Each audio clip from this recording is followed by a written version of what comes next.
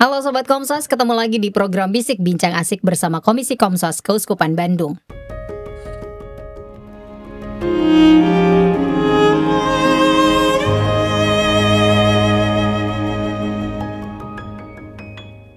Oke, di hari ini ya, di studionya Komsos Keuskupan Bandung sudah kedatangan Bapak Bapak siapa? Bapak muda Pak Heri. Halo Pak Heri. Halo Mbak Krisan. Apa kabar? Baik. Baik, seneng banget deh Pak Heri hadir di sini ya, karena kita bakal ngobrolin seputaran mujizat Ekaristi. Wow. Wah. Apa itu? Apa itu? Nanti dong Pak Heri yang gitu.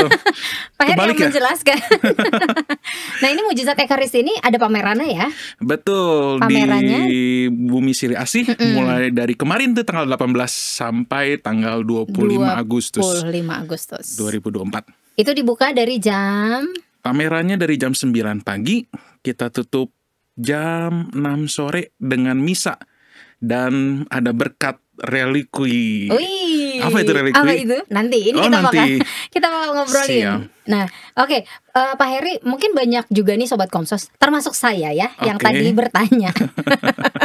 Mujizat Ekaristi itu apa sih sebenarnya? Karena kan kadang-kadang kita sebagai orang awam, saya nih abis doa gitu ya, saya nih mendapatkan mujizat loh yang luar biasa.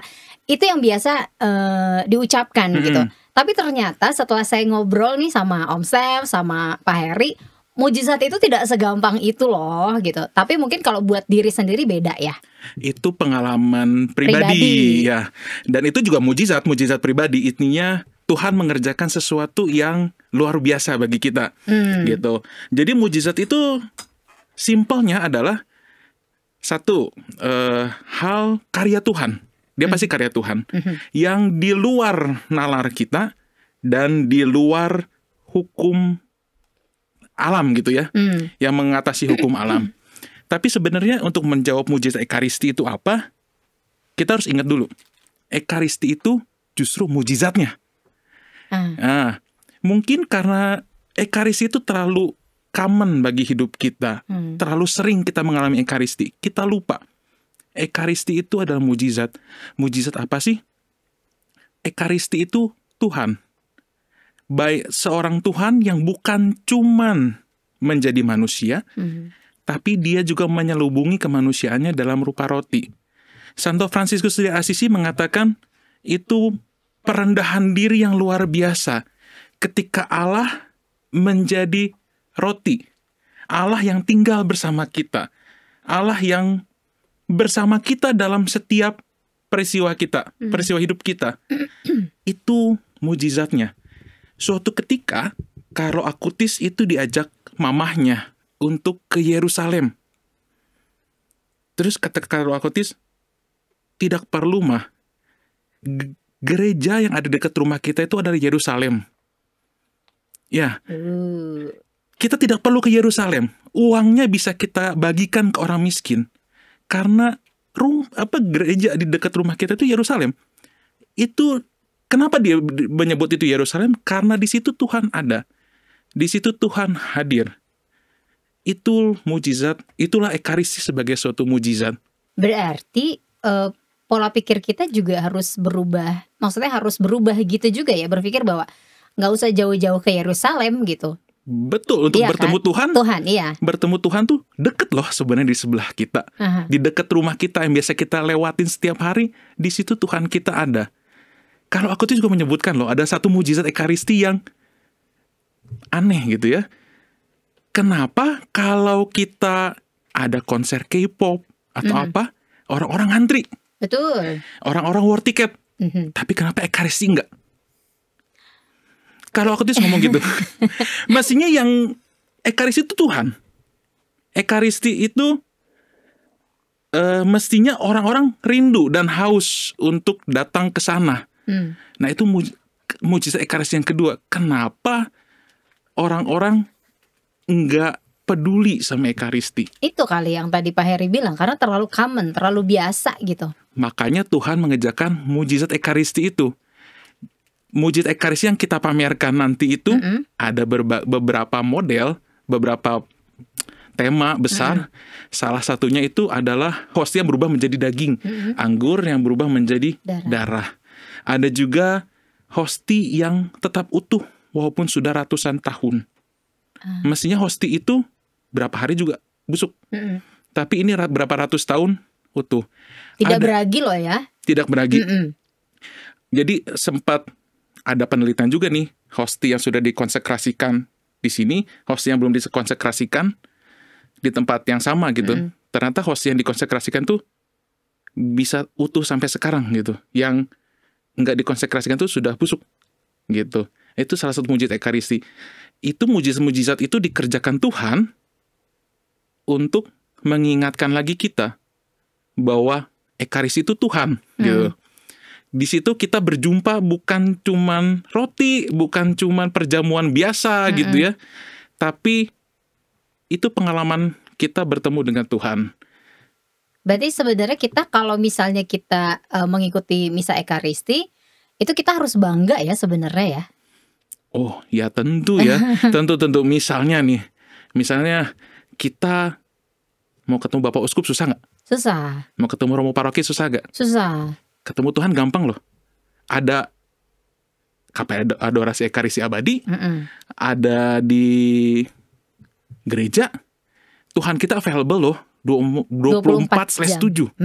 Setiap hari Tuhan kita menyediakan diri untuk kita temui, untuk kita ajak curhat.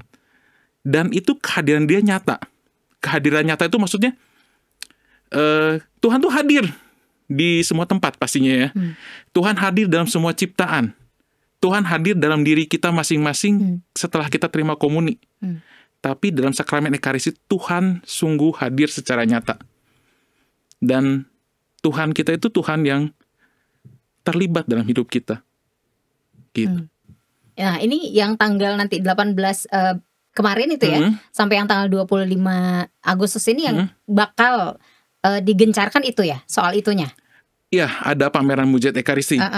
Itu jadi kayak kita jalan-jalan loh, tour gratis dari kota-kota di Italia, Spanyol, Jerman. Nggak usah jauh-jauh ya ke sana. Nggak usah. Di BS aja. Di BS aja. tinggal ngelilingin BSA. Nanti kita akan melihat berbagai jenis mujizat Ekaristi yang terjadi di gereja kita. Itu tujuannya apa sih, Pak Heri ngadain ini pameran? Tujuannya simpel sebenarnya, untuk berbagi pengalaman bahwa Ekaristi itu Tuhan. Dan itu kekayaan gereja kita yang mungkin kita lupakan ya. Yang mungkin terlalu biasa buat kita. Sebagai contoh, kalau kita menyadari kita ini sedang ke gereja itu mau ngapain sih? Kita pasti akan bersikap dan berpakaian, bertingkah laku itu sesuai dengan apa yang kita hadapi. Dan ketika bukan cuma misanya aja, tapi dalam Ekaristinya, Ekaristi itu bukan tentang apa, tapi Ekaristi itu siapa. Bukan tentang apa. Ekaristi itu bukan tentang apa, tapi siapa. Iya. Kalau kita tahu Ekaristi itu siapa, attitude kita semua akan berubah. Itu mujizatnya, pertobatan kita. Jadi tujuan mujizat pameran mujizat Ekaristi ini adalah suatu perubahan diri sebenarnya. Itu outputnya berarti yang pribadi-pribadi kita menyadari bahwa kita datang ke misa itu bukan cuma datang ke gedung undangan gitu ya. Beda, malah lebih gitu. Kita bertemu dengan siapa? Dengan Tuhan, bukan bertemu dengan sebelah tetangga atau orang-orang lingkungan, atau bertemu dengan pastor siapa gitu kan, bertemu dengan Bapak Uskup, bukan tentang itu, tapi kita berjumpa dengan Tuhan itu sendiri. Kalau mujizat-mujizat yang ada, nanti kan kita tur nih ya pas pameran ini nih, dari Italia terus kemana gitu ya. Di situ ada juga diceritakan berarti kan mujizat ini apa gitu. Betul, diceritakan. Bocorin dong. Ada gambarnya dari salah satu mujizat Ekaristi yang paling pertama di Lanciano 750 tahun 750. Sampai yang terbaru itu di Sokolka tahun 2008. Itu nanti ada di sini. Oh ya. Ya. Mujizatnya apa? Yang di Lanciano itu ceritanya simpel sebenarnya. Ada seorang imam yang meragukan apakah hosti itu sungguh berubah menjadi tubuh Kristus dan anggur itu sungguh berubah menjadi darah Kristus. Romo aja mempertanyakan itu zaman itu.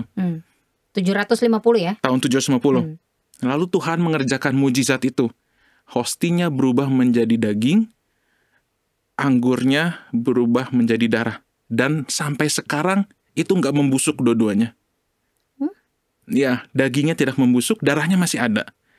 Dan Lanciano itu termasuk yang paling terkenal karena diteliti oleh dunia ilmu pengetahuan. Jadi dites. Lucunya, dari berbagai mujizat Ekaristi itu ada yang diuji oleh ilmu pengetahuan gitu ya, oleh kedokteran, ada fisika gitu. Itu hasilnya selalu sama. Itu sampai segitunya ditelitinya? Beberapa mujizat itu diteliti dengan detail.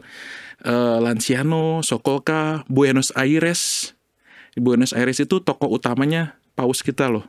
Waktu zaman beliau masih kardinal. Itu beliau yang minta, ini coba diuji. Ini benar darah nggak? Itu apakah darah yang ditambahkan di atasnya? Apakah daging yang ditempel di atasnya? Terus disambung lagi? Itu harus diteliti loh. Dan itu benar diteliti. Dan lucunya, hebatnya sebenarnya, itu hasilnya semua mirip. Bocoran ya. Salah satunya itu, dagingnya itu kebanyakan adalah otot jantung. Dari orang dengan golongan darah AB negatif. Hampir semuanya loh. Sama. Dan ternyata golongan darah AB negatif itu adalah tipikal orang di Timur Tengah. Dan banyak lagi hasil-hasil yang mirip antara berbagai mujizat Ekaristi yang berbeda-beda itu. Dari tahun 750 sampai 2008. Itu hasilnya mirip. Penasaran. Iya, datang dong.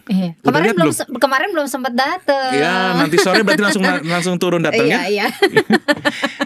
Oh itu menarik sekali. Ini ada guide-nya nggak sih nanti? Oh iya, ada guide-nya. Ada pemandunya, tenang aja. Jadi pasti ada yang nerangin.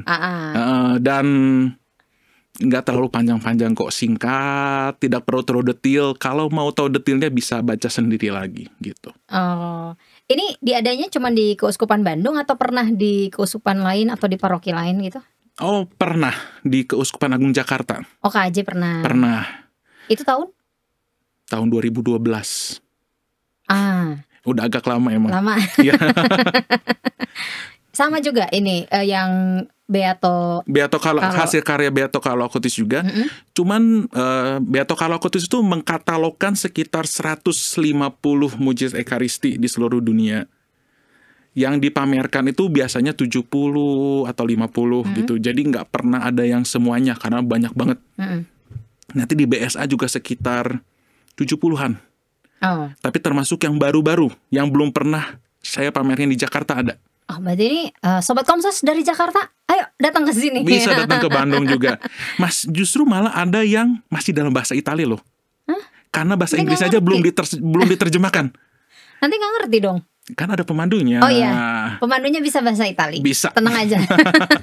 Nggak mungkin ya kalau misalnya ada pemandu tiba-tiba nggak ngerti bahasanya, terus ngejelasinnya gimana gitu. Langsung ditanya aja. Jadi jangan khawatir nih Sobat Komsos. Bahasanya nggak ngerti, tanya aja sama pemandunya. Betul. Nanti gitu ya. Iya. Nah ini selain mujizat Ekaristi yang tadi Pak Heri cerita ya, hosti yang berubah menjadi daging, terus anggur yang berubah menjadi darah, apalagi nih mujizat-mujizat Ekaristi yang pernah terjadi di dunia? Tadi ada yang nyata ya, yang utuh sampai sekarang ratusan tahun ada. Ada yang bahkan hewan aja aware itu Tuhan. Ada suatu peristiwa, ada seorang romo lagi naik keledai menyeberangi sungai. Terus romonya jatuh, hostinya tumpah kemana-mana. Beliau udah, oh ya sudahlah di sungai gitu ya, mau gimana lagi. Beliau ke pinggir, ternyata di ujung sana ikan-ikan keluar loh, bawa hostinya keluar. Really? Hewan aja banyak. Aku merinding loh. Banyak nanti beberapa contoh hewan yang aware bahwa itu bukan roti loh. Itu Tuhan mereka. Bahkan binatang gitu ya. Makhluk yang nggak berakal budi, itu aware itu Tuhan. Mereka bawa si hostinya gitu. Keluar dari air, ikannya keluar. Keluar. Iya. Terus kayak dikumpulin lagi gitu. Oh enggak, mereka keluar muncul gitu. Terus ada anak-anak melihat Romo itu ikannya keluar bawa hosti. Sama Romonya diambil. Wah, tahun berapa itu? Itu di Alboraya, tahunnya aduh, Lupa nanti ya? datang aja. Nanti datang aja. Cek aja sendiri. Soalnya banyak taunya Pak Heri lupa, nggak ingat semua. Itu banyak banget, 70. Ada juga ekaristi yang menghadapi dahsyatnya kekuatan alam. Kayak waktu itu terjadi bencana tsunami. Umat berdoa, berkumpul di satu gereja, lalu rombongan membawa monstrans keluar. Airnya mundur loh. Luar biasa ya Tuhan kita ya. Wah. Masih banyak lagi loh. Oh ya? Iya. Aku baru dengar, Sobat Kompas baru dengar juga. Enggak, aku udah tahu dari dulu. Krisan aja katanya. Oh iya. Luar biasa emang. Wah ini, keren banget. Harus datang, harus lihat nanti ya. Iya dong. Iya. Masih atuh. Aku penasaran. Selain itu ada misanya juga ya. Setiap hari ditutup dengan misa. Kan kita perayaan mujid ekaristi, masa kita gak berekaristi, betul kan? Iya. Ekarisnya plus lagi. Ada berkat relikui Carlo Acutis. Oh berarti kemarin juga tanggal 18 ada misa.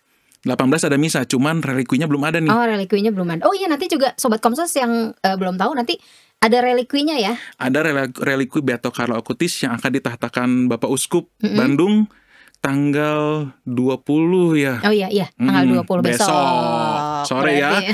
Jangan lupa datang ya, misalnya jam 5 sore. Aku sudah daftar. Oh, sudah daftar. Kita ketemu besok berarti. Betul sekali.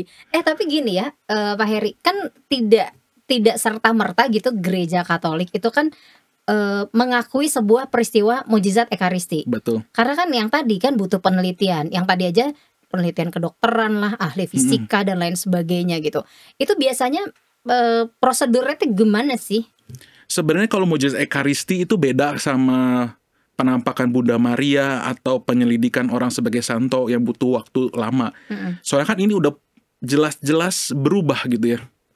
Dari roti berdarah berubah menjadi daging, atau enggak hosti yang diselipin ke buku imam itu, terus tiba-tiba hostinya hilang, terus tertinggal bercak darah. Itu kan udah jelas ada suatu perubahan yang tidak bisa dimengerti. Biasanya itu penelitian dari Bapak Uskup. Cukup singkat sih biasanya. Cukup singkat, langsung diakui sebagai mukjizat, devosi umat muncul biasanya. Nah jadi nggak terlalu lama. Tapi emang ada beberapa mukjizat ekaristi yang tadi saya ngomong itu diteliti secara khusus. Ya, itu butuh waktu lama karena ahli-ahli itu nggak dikasih tahu loh kok itu dari ekaristi. Oh sengaja memang. Sengaja nggak dikasih tahu ya. Biar objektif gitu. Betul. Ya. Dan bahkan ada yang meneliti itu ateis. Seorang ateis yang dia kaget akhirnya. Contohnya sel darah putih itu ditemukan di partikel itu, di daging itu. Dan sedangkan sel darah putih itu dalam berapa jam juga mestinya hancur gitu. Romonya kaget, ahlinya tuh kaget ketika dikasih tahu itu dari hosti loh, ya dari gereja Katolik hosti, dan itu udah bertahun-tahun yang lalu, dan itu sel darah putihnya masih hidup. Nanti banyak akan wow lagi loh kalau datang. Sangat bagus pamerannya. Oke. Pastilah tidak akan terlewatkan lah ini Maya. Pasti akan wow, masa? Gitu. Tapi kalau yang proses yang Beato Carlo Acutis ini berapa lama dia jadi Beato? Kan belum jadi santo kan? Tahun depan. Tahun depan. Carlo Acutis itu menjadi santo prosesnya cukup singkat ya, sekitar 19 tahun. Karena emang dia populer di kalangan kaum muda ya. Oh iya, dia meninggal tuh usia berapa sih ya? 15 tahun. Tuh kan muda banget. Iya. Iya. Tapi hidupnya luar biasa. Ceritain dikit lah. Rahasia Jangan tuh. gitu atuh. Biar menarik Sobat Komses. Kok bisa gitu? Siapa Carlo Acutis gitu kan? Siapa tahu ada yang belum ngeh gitu. Atau cuman tahu sedikit doang. Sebenarnya ya, rahasia nih ya. Iya. Saya tuh lagi menerjemahkan buku karya mamanya Carlo Acutis, Il Segreto il mio figlio, rahasia anak saya. Salah satunya itu adalah jadi Carlo Acutis itu sebenarnya remaja biasa yang suka main game PlayStation. Normal lah ya, anak remaja normal. Normal. Berjuang di sekolahnya, nilainya nggak terlalu bagus. Tapi dia cinta Ekaristi, dia cinta Tuhan. Dia setiap hari ke gereja, setiap hari rosario. Dia ngaku dosa rutin, baca kitab suci. Kalau liburan senangnya ziarah ke Assisi atau ke Fatima. Jadi sebenarnya biasa aja, anak yang biasa aja. Cuman relasi dia dengan Tuhan, relasi dia dengan Ekaristi itu merubah hidup dia. Dia sakit sampai meninggal itu kurang lebih cuman 7 hari. Tiba-tiba drop. Di situ mamanya cerita, ketika dia sakit, dia tetap tersenyum. Ketika malam, dia harus ganti alat bantu pernafasan itu. Dia ngomong sama suster, "Suster, jangan terlalu berisik ya, mama saya lagi tidur." Ketika dia sakit, dia masih concern buat mamahnya. Ketika dia harus diganti alat pernafasan, dibawa cek ke sana kemari, dia kesakitan. Dan dia selalu mengulang-ulang, "Non io ma Dio." Artinya, bukan saya, tetapi Tuhan.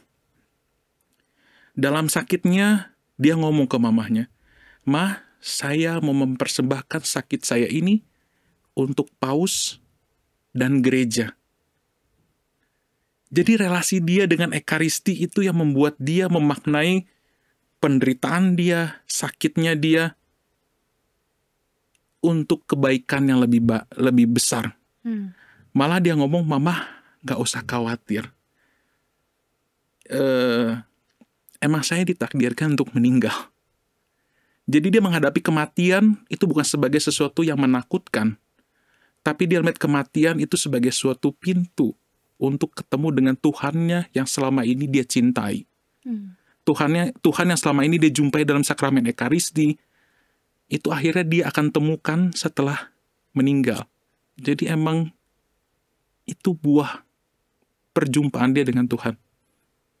Wah, ini lagi dibikin ya bukunya? Betul. Kapan keluar? Belum ya? Desember. Oh, Desember. Itu sebagian ceritanya. Sebagian cerita dan boleh cerita lagi lebih banyak? Nggak boleh dong katanya. Nanti nggak baca bukunya. iya, nanti dicari di bukunya aja. Oh gitu. Ini keren banget, ditunggulah bulan Desember. Betul. Tapi nanti juga ada bukunya ya.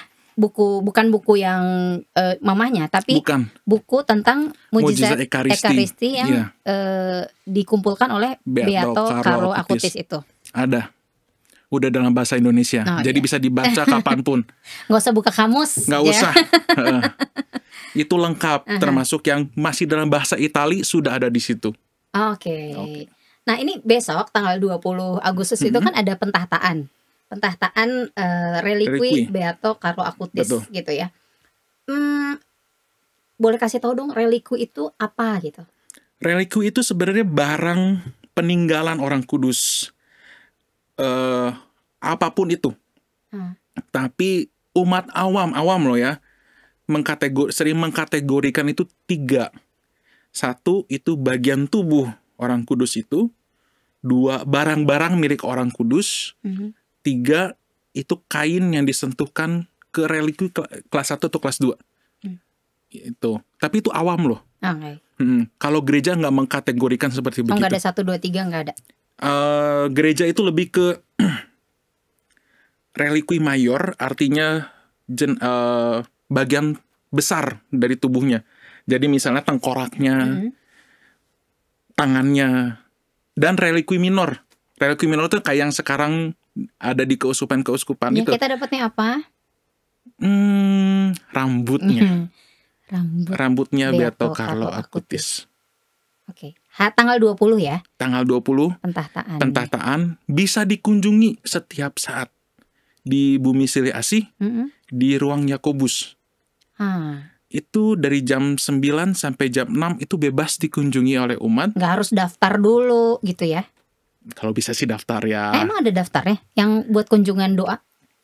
Sekali itu jadi sepaket sama pamerannya. Oh, sepaket sama pamerannya. Iya, jadi itu nanti jalannya satu BSA ini jadi ada pameran loh. Yang di bawah itu berbagai mujizat Ekaristi yang ada di seluruh penjuru dunia. Dari kota ke kota kita jalan-jalan. Nanti kita naik ke lantai 1. Itu ada mujizat Ekaristi dalam kehidupan para kudus. Ada Santo Fransiskus dari Assisi, ada Santa Clara, ada Santo Stanislaus Kostka, berbagai macam, dan ada berbagai komuni ajaib. Jadi komuni yang dihantarkan sendiri oleh malaikat. Wah, kalau diceritain di bisik kali ini mah kayaknya nggak akan sehari, 2 hari, 3 hari, 4 hari ya? Nggak bisa, karena itu terlalu banyak yang menarik. Iya, dan menarik betul. Lalu ke lantai 2, di situ kita akan bertemu dengan Carlo Acutis. Ekaristi yang merubah hidupnya dia. Nah, dari situ kita akan dihantar ke reliknya. Kenapa pilihannya relikuinya Carlo Acutis? Karena Carlo Acutis ini selain hits ya, dia itu ditawarkan oleh Bapak Paus Fransiskus sebagai teladan kaum muda. Dan itu relate banget, bukan cuma buat kaum muda, sebenarnya buat semua umat Katolik ya. Karena dunia IT yang sekarang melingkupi kita, gadget tuh setiap saat ya Mbak ya. Itu kan nggak bisa kita hindari tuh. Betul. Nggak muda, nggak tua. Dari anak kecil sampai nenek-nenek, semua pegangnya gadget. Iya. Bapak Suci Fransiskus dalam dokumennya Christus Vivit, saya kutip ya. Boleh. Carlo Acutis itu tidak jatuh ke dalam perangkat gadget, kata Bapak Paus. Gadget itu sering, Carlo Acutis sangat paham bahwa alat-alat komunikasi, periklanan, dan jejaring sosial dapat digunakan untuk membuat kita terbuai, tergantung pada konsumsi dan hal-hal baru yang dapat kita beli, terobsesi oleh waktu luang, terkurung dalam hal-hal negatif. Tapi Carlo Acutis tidak jatuh ke dalam perangkap itu. Dia melihat bahwa banyak orang muda, walau tampaknya ingin berbeda, sesungguhnya pada akhirnya menjadi sama dengan yang lain, dengan mengejar apa yang dipaksakan orang yang berkuasa pada mereka melalui mekanisme-mekanisme konsumsi dan pengalihan perhatian. Nah, jadi Carlo Acutis itu berhasil mengatasi perangkap gadget itu untuk sesuatu hal yang positif. Ya, salah satunya adalah pameran ini. Carlo Acutis yang bikin dengan komputernya. Jadi dia bisa menggunakan media komunikasi sebagai sarana untuk mewartakan kebaikan Tuhan. Makanya dia disebut God's influencer. Influencernya Tuhan. Nah, ini bagaimana tantangan kita. Bukan cuma anak muda dong. Kita termasuk yang dewasa. Menggunakan gadget kita secara bijaksana. Betul. Karena itu nggak gadget itu bukan suatu hal yang bisa kita singkirkan ya. Bukan suatu hal yang tabu gitu saat ini. Malah menjadi kayaknya bagian tubuh kita gitu kan. Nah, sekarang bagaimana kita bisa menggunakan gadget itu dengan bijaksana. Nah, makanya Carlo Acutis itu sangat relate gitu ya untuk kehidupan kita sekarang ini. Ini untuk ngedapetin relikuinya kan udah tahu ya kehidupan dia seperti apa gitu. Terus untuk mendapatkan si akhirnya relikuinya ini suka dukanya, banyak sukanya, banyak dukanya, atau imbang, nggak ada dukanya kok suka semua gitu. Ya, proses mendatangkannya cukup panjang karena kita datangkan langsung dari Assisi. Jadi Carlo Acutis itu dimakamkan di Assisi karena itu permintaan dia ke mamahnya. Dia suka banget sama Assisi. Sebenarnya makam keluarga mereka bukan di situ, tapi mereka minta beli lahan di Assisi.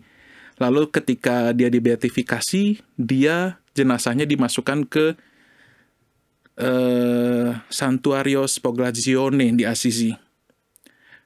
proses kita meminta itu cukup panjang.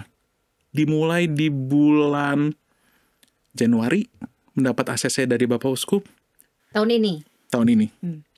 Surat menyurat, itu baru beres sekitar bulan Maret.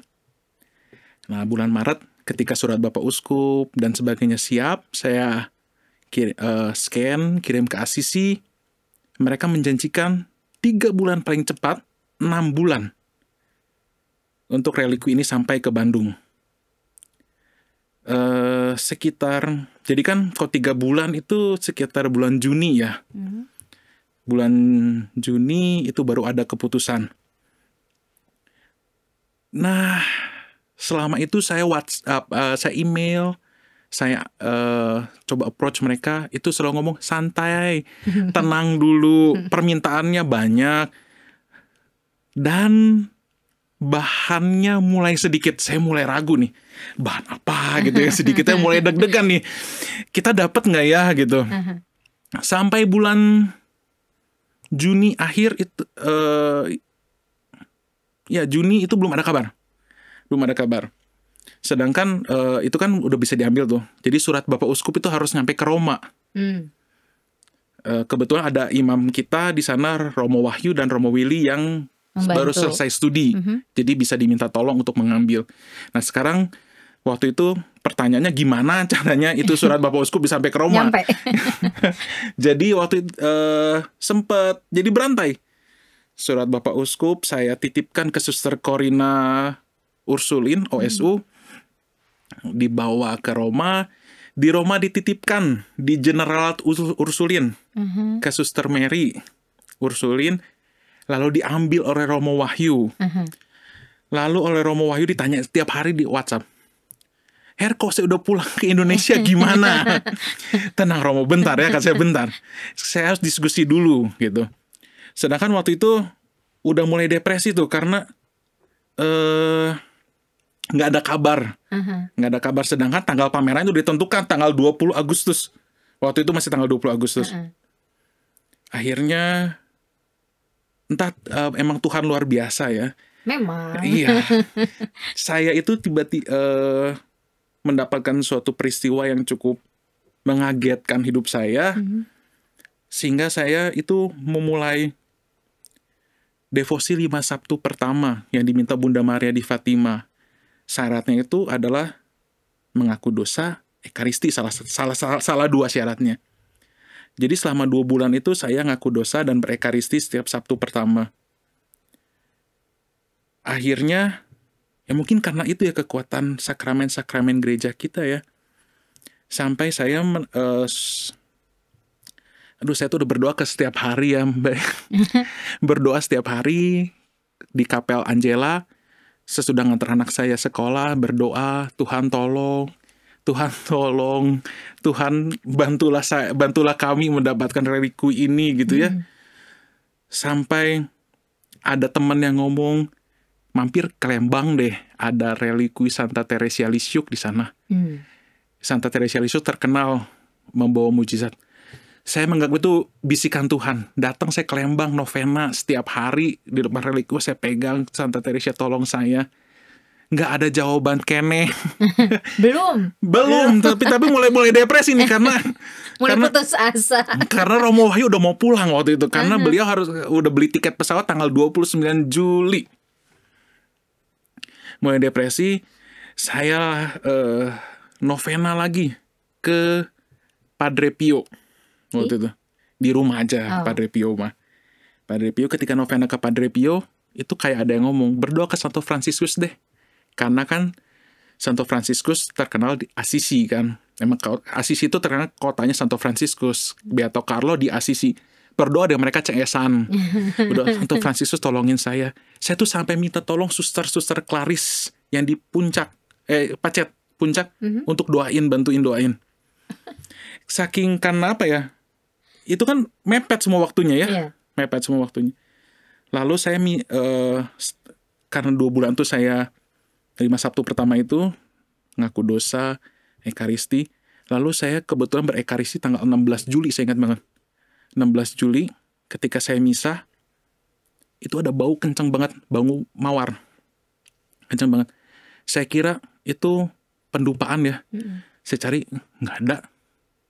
Mimpi kali. Terus tiba-tiba ada bau kedua. Kencang juga bau mawar. Saya nggak aware. Waktu itu nggak aware. Ya sudahlah gitu. Besokannya itu asistennya Mama Beato. Jadi sebenarnya saya tuh sempat kontak mamahnya Beato Carlo Acutis untuk mengurus buku biografinya itu. Lalu saya minta tolong, Signor Antonia, tolonglah. Jadi udah WhatsApp waktu itu. Tolonglah, kami itu dari Keuskupan Bandung ada permintaan relikwi Beato Carlo, bisa tolong dibantu nggak? Nanti asisten saya, kata dia gitu. Nah setelah misa 16 Juli itu saya mencium 2 kali bau mawar kencang gitu. Asistennya WhatsApp saya. Dia janji itu kalau dia kontak saya 2 minggu kemudian tuh relik bisa diambil. Dan itu Romo Wahyu udah di Indonesia. Tapi kemarin itu dia WhatsApp saya 7 hari bisa diambil. Minggu depan bisa diambil. Kalian janjian saja. Dan itu pas banget Romo Wahyu itu ngambil tanggal 26 Juli.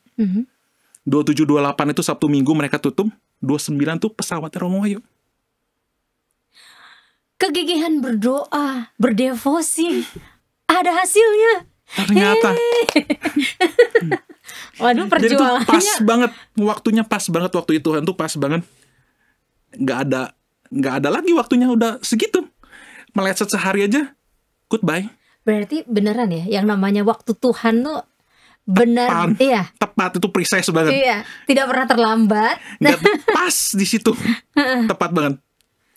Dan itu jadi suatu sukacita besar jadinya. Bahwa Tuhan menganugerahkan kita relikwi Beato Carlo Acutis ini untuk umat Keuskupan Bandung. Terima kasih. Oh, terima kasih Tuhan. Iya, terima kasih Tuhan. Iya.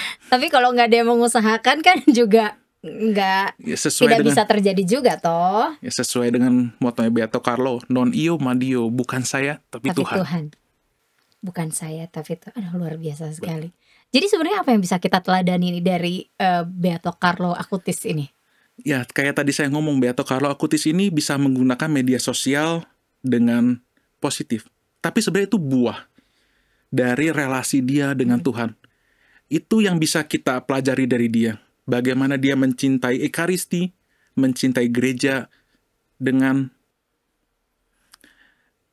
tulus dan sejati ya. Dia bukan cuma mencintai Ekaristi aja. Pengakuan dosa, nanti kalau di bukunya bisa dibaca. Bagaimana Beato Carlo Acutis menilai sakramen imamat ada di situ. Sakramen pernikahan. Dia mengkomentari teman-temannya yang addicted to pornography. Ya, dia cukup keras menegur teman-temannya itu. Itu buah perjumpaan dia dengan Ekaristi itu. Itu yang harus kita teladani dari Beato Carlo Acutis. Bagaimana mencintai Tuhan dalam sakramen Ekaristi. Oke. Nah, itu yang bisa kita teladani. Nanti kita lihat di pamerannya, nanti kita lihat mujizat-mujizat yang dikumpulkan juga oleh Beato Carlo Acutis, gitu ya. Dan kita bisa lihat relikwinya nggak?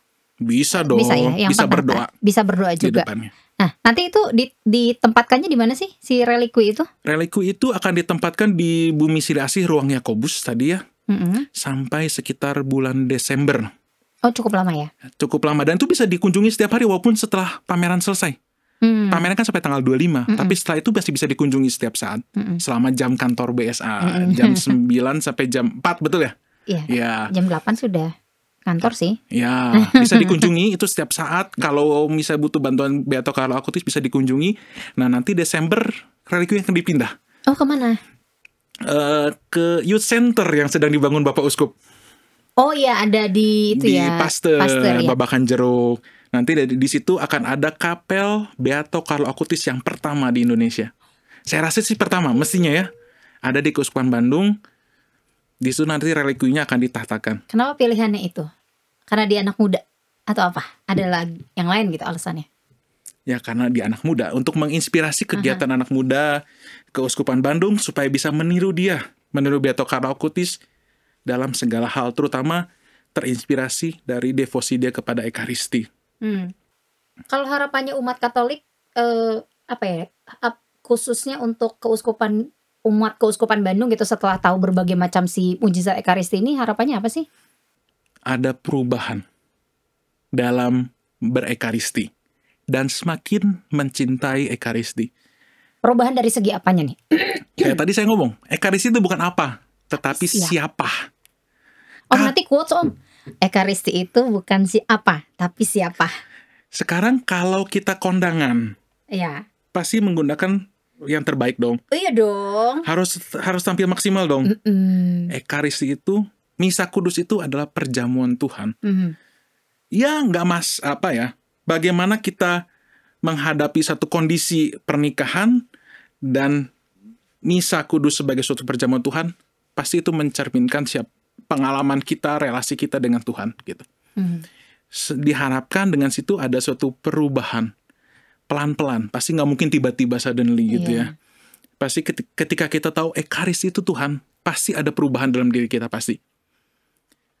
Ada suatu metanoia itu kan perubahan hati, changes of heart, dan itu bukan suatu proses yang instan, jebret gitu selesai, tapi proses pelan-pelan. Dengan proses itu kita akan mulai mencintai Ekaristi, mulai berdevosi pasti. Pasti akan terjadi. Karena saya juga merasakan itu. Itu suatu proses mengenal. Kayak kita kan pertama-tama pasti nggak kenal dong. Iya, kayak tadi juga. Nggak kenal kan? Nggak kenal. Lama-lama akan semakin akrab, semakin kenal. Demikian juga relasi kita dengan Tuhan. Nah, dengan menyadari bahwa Ekaristi itu sungguh Tuhan, pasti hidup kita akan berubah, devosi kita akan bertambah, itu pasti. Dan semakin mencintai Ekaristi, itu pasti kita akan menjadi semakin lebih baik pasti dalam segala hal. Itu luar biasa. Pasti. Luar biasa. Bapak Uskup kita kan concern dengan Ekaristi. Makanya di logo keuskupannya kan Ekaristi udah di tengah. Ya, jadi kita harus terinspirasi dari Bapak Uskup kita bahwa Ekaristi itu adalah pusat, sumber dan tujuan hidup kita. Dan tidak ada kata terlambat ya? Oh enggak. Nggak ada ya? Nggak ada. Karena relasi dengan Tuhan itu lebih baik dimulai. Intinya bukan terlambat. Dimulai sekarang. Jangan besok, jangan nunggu besok. Kadang-kadang besok nggak datang.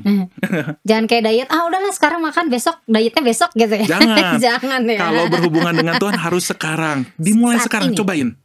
Cobain. Datang dulu ke pameran mujizat Ekaristi. Ikutin rangkaian acaranya. Belajar dari Carlo Acutis, pasti ada suatu hal positif yang bisa kita dapatkan. Oke. Apa yang ingin disampaikan kepada Sobat Komsos mengenai perbincangan kita hari ini, atau juga pameran nih dari tanggal 18 kemarin sampai dengan tanggal 25 Agustus nanti? Oke, Sobat Komsos, jangan lupa untuk datang ke pameran mujizat Ekaristi dan semua rangkaian acaranya. Ada talk show orang muda juga tanggal 25, ada misa-misa setiap hari dan berkat relikwi Carlo Acutis. Datang, saksikan, rasakan perubahannya, bahwa Tuhan itu ada, Tuhan itu dekat dengan kita, Tuhan itu baik. Datang dan rasakan. Terus juga ada relikwi yang nanti akan disimpan di ruang Yakobus ya? Betul. Itu setiap hari ada misa dan pemberkatan relikwinya, dengan relikwinya. Oke. Baiklah. Datang ya, jangan lupa kita ketemu. Saya Daftar, mau kalau misalnya udah daftar. Bisa ada talk show ya, jangan lupa ya. Kan anak muda. Kan kita semua anak muda. Oh jadi ini nih talk show-nya bukan anak muda, bukan hanya untuk anak muda aja ya? Sebenarnya targetnya anak muda. Oh targetnya tapi udah kalau gitu. Abis talk show ada misa penutup, bisa semua orang bisa datang. Oke, siap. Semua di Bumi Sri Asih. Untuk informasi lebih lanjut mah bisa tanya ke Keuskupan Bandung ya? Iya, ada kontak personnya. Ada kontak personnya. Oke, kalau gitu. Kalau nggak diakses aja di di IG-nya Keuskupan Bandung Bumi Silih Asih, itu ada tuh informasinya lengkap di situ, ya kan? Iya betul. Oke, Pak Heri terima kasih ya. Sama-sama. Kita mah ngobrol lagi aja nanti soal mujizat-mujizatnya off air aja. Siap. Nggak cukup kalau cuman sekedar 50 atau 1 jam gitu ngobrolin mujizat Ekaristi mah ya. Karena luar biasa. Karena Tuhan udah luar biasa. Tadi aku juga amazed banget nih banyak banget mujizat. Itu baru sebagian kecil. Masih banyak loh. Masih banyak gitu.